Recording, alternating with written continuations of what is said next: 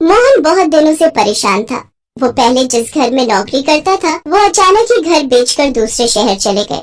मोहन को एकदम से कोई नौकरी पर रख नहीं रहा था। सुनो, कुछ दिनों में श्राद्ध शुरू होने वाले हैं। मैं सोच रही थी थोड़ा सामान ले आते तो हम पितरों का श्राद्ध कर देंगे। देखता हूँ सीमा, कल एक जगह नौकरी की बात करने जाना है। उन्हें एक गार्ड की जरूरत है। अगर ये नौकरी लग गई तो कुछ रुपए उधार मांग लूंगा, फिर महीने में कट जाएंगे। भगवान के आशीर्वाद से देखना, कल आपकी नौकरी जरूर लग जाएगी। अगले दिन मोहन फिर से नौकरी की तलाश में निकला। उसे किसी ने एक कोठी का पता बताया था जहाँ एक गार्ड की जरूरत थी। मोहन वहाँ पहुँचा। जी, मुझे किसी ने बताया था आपको कोठी के लिए गार्ड की जरूरत है। भैया तुम तो लेट हो गए आने में, हमने कल ही एक गार्ड रख लिया है, माफ करना। अच्छा कोई बात नहीं, नमस्ते। मोहन बहुत परेशान हो जाता है क्योंकि वो तो बहुत उम्मीद के साथ यहाँ नौकरी के लिए आया था। मोहन अभी थोड़ी दूर ही पहुँचा था कि अचानक उसने देखा एक आदमी स्कूटी से जाते हुए जोर से गिरता है और उसको चोट आ जाती है। मोहन उसके पास जाता है। अरे आपके तो हाथ पर चोट लग गई, आपका तो खून बह रहा है। पता नहीं स्कूटी कैसे स्लिप हो गई। कैसे स्कूटी चलाऊंगा, ये हाथ तो उठ ही नहीं रहा। घबराइए नहीं, आप मेरे साथ पीछे बैठ जाइए। मैं आपकी स्कूटी पर आपको डॉक्टर के पास ले चलता हूँ, फिर आप मुझे घर बता दीजिएगा। मैं आपको आपके घर भी छोड़ दूंगा। बहुत बहुत धन्यवाद भैया। मोहन उस आदमी को स्कूटी पर बराबर में एक डॉक्टर के क्लिनिक पर ले जाता है। वहाँ उसकी मरहम पट्टी करने के बाद मोहन उसे घर तक छोड़ता है। उस आदमी का नाम राजेश था। वो एक फैक्ट्री में नौकरी करता था। लो मोहन, चाय लो। भाई साहब, आपका बहुत बहुत शुक्रिया। नहीं तो आजकल कौन इतना किसी के लिए करता है। तुम सच कह रही हो ममता। मोहन तुम वाकई में बहुत नेक दिल इंसान हो। ऐसे बहुत कम लोग होते हैं। राजेश भैया, ऐसी कोई बात नहीं है। एक दूसरे की मदद करना तो हर इंसान का फर्ज है। वैसे अगर तुम चाहो तो जहाँ मैं काम करता हूँ वहाँ तुम्हें मैं काम दिलवा सकता हूँ, पैसे अच्छे ही मिलेंगे। सच भैया? ठीक है, तो आप मेरी बात कर लो। मोहन मैं जानता हूँ, चिंता मत करो। तुम कुछ पैसे मेरे से ले लो। मैं ले तो लूंगा भैया, पर जैसे ही मेरी तनख्वाह मिलेगी आपको पैसे वापस लेने होंगे। ठीक है, परेशान मत हो, दे देना। जब तुम्हें तुम्हारी तनख्वाह मिलेगी साथ में मैं पार्टी भी ले लूंगा। कुछ ही देर में राजेश और मोहन अच्छे दोस्त बन गए। राजेश मोहन को वही फैक्ट्री में नौकरी दिलवा देता है। कुछ दिनों बाद मोहन अपने पितरों के श्राद्ध के लिए सामान खरीदता है। जब ये बात राजेश को पता चलती है। मोहन, हमने तो कभी अपने पितरों का श्राद्ध किया ही नहीं, हमें तो इस बारे में कुछ पता ही नहीं। राजेश भैया, पितरों का श्राद्ध करना बहुत जरूरी होता है। ममता भाभी, जैसे आप कह रहे हो कि आपकी शादी को 8 साल हो गए हैं पर अभी तक, ये भी बहुत बड़ा कारण है। वंश में खुशहाली के लिए पितरों का आशीर्वाद होना बहुत जरूरी होता है। मैं आपको यही सलाह दूंगी कि आप भी इस बार अपने पितरों का श्राद्ध करो। देखना, पितरों के आशीर्वाद से आपके घर जल्दी ही बच्चे की किलकारी गूंजेगी। सच कह रही हो सीमा भाभी। फिर तो सुनो जी, हम भी इस बार पितरों का श्राद्ध करते हैं। मुझे बता देना भाभी कि क्या क्या और कैसे कैसे करना होता है। चिंता मत करो भाभी, मैं आपको सब समझा दूंगी। सीमा ममता को भी सब कुछ समझा देती है। मोहन पूरी विधि विधान से अपने पितरों का श्राद्ध करता है। कुछ दिन पहले तक मोहन को बिल्कुल भी उम्मीद नहीं थी कि वो ये सब कर पाएगा, पर आज पितृपक्ष की पूजा स्वरूप पितृ घर भी आए और भोजन भी करके गए। उधर राजेश ने भी अपने पितरों का श्राद्ध किया। कुछ समय बाद राजेश की पत्नी ममता को दिन चढ़ गए और वो माँ बनी। सीमा और मोहन के बेटा और बेटी थे और कुछ समय बाद राजेश और ममता के घर भी बेटी का जन्म हुआ। कहते हैं यदि पितृ हमसे नाराज हो तो घर में गृह कलेश होता है, व्यवसाय में वृद्धि नहीं होती तथा वंश भी आगे नहीं बढ़ पाता।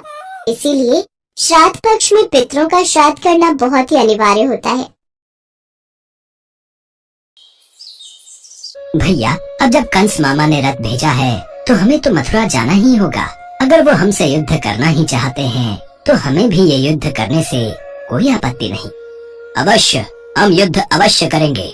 सारा वृंदावन इस बात से दुखी था कि कृष्ण के चले जाने से अब गांव सुनसान हो जाएगा। कौन अब गांव में लीला करेगा? अपनी मधुर बंसी से कौन सबका विचलित मन शांत करेगा? अपने कान्हा को जाता देख सभी दुखी थे, लेकिन कृष्ण की आंखें तो बस एक ही का इंतजार कर रही थी। सभी तो यहाँ हमें विदाई देने आए हैं, लेकिन राधा हमसे मिलने क्यों नहीं आई? क्या उन्हें ज्ञात नहीं कि हम यहाँ से जा रहे हैं? क्या जाने से पहले उन्होंने हमसे मिलना जरूरी नहीं समझा? हम स्वयं ही उनके पास जाएंगे। सबकी नजरों से बचते हुए कृष्ण राधा से मिलने गए। राधे, सभी हमें विदाई देने आए हैं, लेकिन तुम नहीं आई, क्या इसकी वजह जान सकता हूँ मैं? मेरा हृदय उन सब की तरह इतना मजबूत नहीं जो अपने कान्हा को जाते हुए देख पाओ। भले ही आप हमसे दूर जा रहे हैं, लेकिन मन से आप हमेशा मेरे साथ ही रहेंगे। मैं तो हमेशा ही तुम्हारे साथ हूँ राधे। जाने से पहले मैं आपसे कुछ मांगना चाहती हूँ। क्या आप मेरी इच्छा पूरी करेंगे? मांगो राधे, क्या मांगना चाहती हो? हमें वचन दीजिए कि हमारे हृदय में हमेशा केवल आपका ही वास रहेगा और हमारी मृत्यु से पूर्व हमें आपके दर्शन अवश्य होंगे। हम वचन देते हैं, लेकिन हम भी आपसे एक वचन चाहते हैं। कैसा वचन? हमारे जाने के पश्चात आप हमारे विलाप में एक भी आंसू नहीं बहाएंगी। हम पूरी कोशिश करेंगे। इसके बाद कृष्ण मथुरा नगरी चले गए, जहाँ पहुंचकर उन्होंने कंस के साथ साथ सभी राक्षसों का भी वध किया और साथ ही अपने माता पिता वासुदेव और देवकी को भी मुक्त करवाया। इसके बाद श्री कृष्ण ने द्वारका की ओर प्रस्थान किया, जिस कारणवश उनका नाम द्वारकाधीश भी पड़ा। कुछ साल बाद उनका विवाह रुक्मणी से और सत्यभामा से हो गया। इसके साथ ही श्री कृष्ण की 16,108 रानियां थी, लेकिन उन सब में से रुक्मणी उनकी सबसे प्रिय पत्नी थी। श्री कृष्ण से विवाह हेतु रुक्मणी अपने भाई रुक्मी के विरुद्ध चली गई थी और कृष्ण जी से भागकर शादी कर ली थी और सुखपूर्वक अपनी जिंदगी कृष्ण के साथ बिताने लगी। उधर वृंदावन में राधा का विवाह भी यादव से हो गया।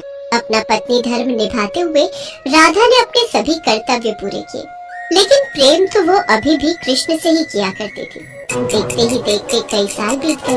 एक दिन राधा सोचती है, मैंने अपने सभी कर्तव्य पूरे किए, अब मैं अपने सभी कर्तव्यों से मुक्त हूँ, इसलिए अब मैं अपने कान्हा के पास द्वारका चली जाऊंगी।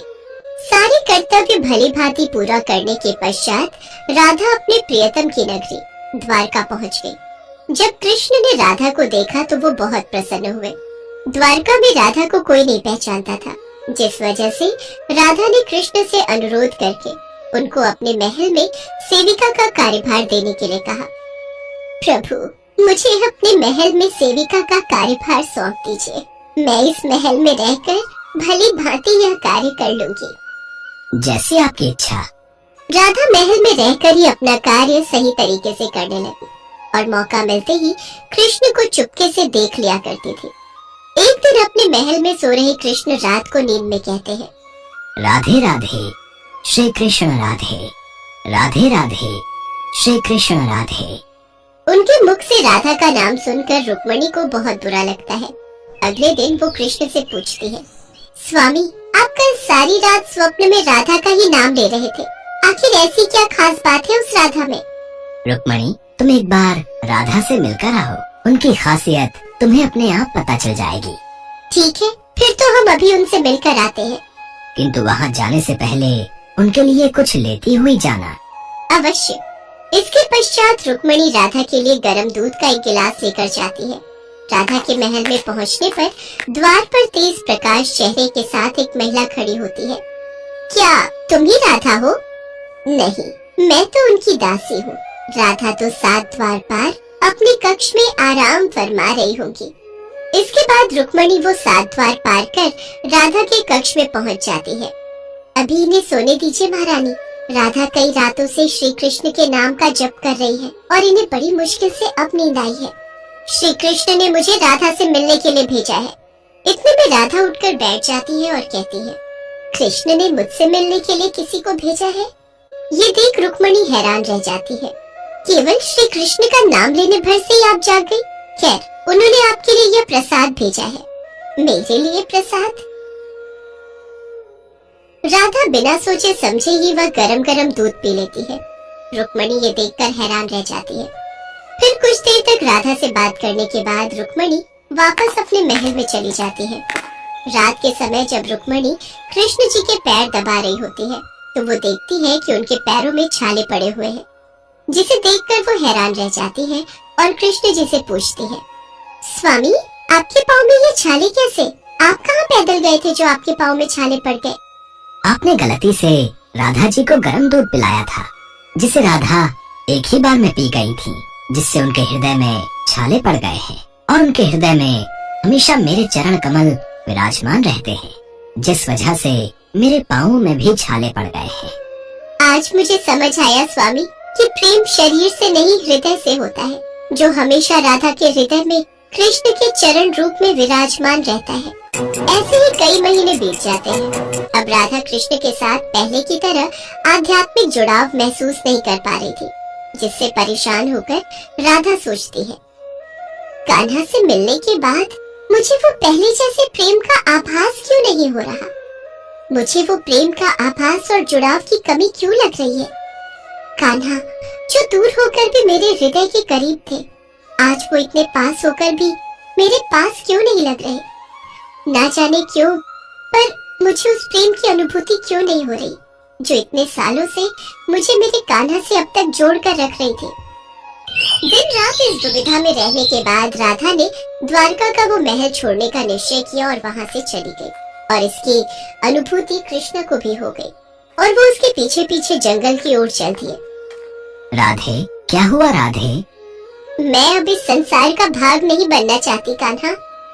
राधे, पर तुम्हारे बिना मैं क्या करूँगा? अब मैं आपके भीतर विलीन होना चाहती हूँ। मैं तुम्हारी भावनाओं की कदर करता हूँ। बोलो, क्या इच्छा है तुम्हारी? कान्हा, मैं अपने आखिरी पलों में बांसुरी की वही धुन सुनना चाहती हूँ जो तुम सिर्फ मेरे लिए बजाया करते थे। उदास मन और आंखों में आंसू लिए कृष्ण बांसुरी की वही धुन बजाते हैं जिससे राधा सुनना चाहती थी। श्री कृष्ण ने दिन रात बांसुरी बजाई, जब तक राधा आध्यात्मिक रूप से कृष्ण में विलीन नहीं हो गई। बांसुरी की धुन सुनते सुनते राधा ने अपने शरीर का त्याग कर दिया और सदा सदा के लिए अपने कान्हा में विलीन हो गई। राधा के शरीर त्यागने के बाद रोते हुए कृष्ण जी ने कहा, राधे, तुम और तुम्हारे प्रेम की याद सदा मेरे दिल में रहेगी। अब जब तुम ही नहीं रही तो इस बांसुरी का मैं क्या करूँगा? हालांकि भगवान कृष्ण जानते थे कि उनका प्रेम अमर है, बावजूद इसके वे राधा की मृत्यु को बर्दाश्त नहीं कर सके।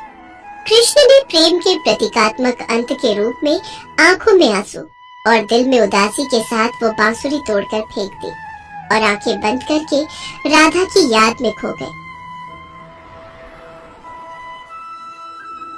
इसके बाद ताउम्र कभी उन्होंने बांसुरी नहीं बजाई।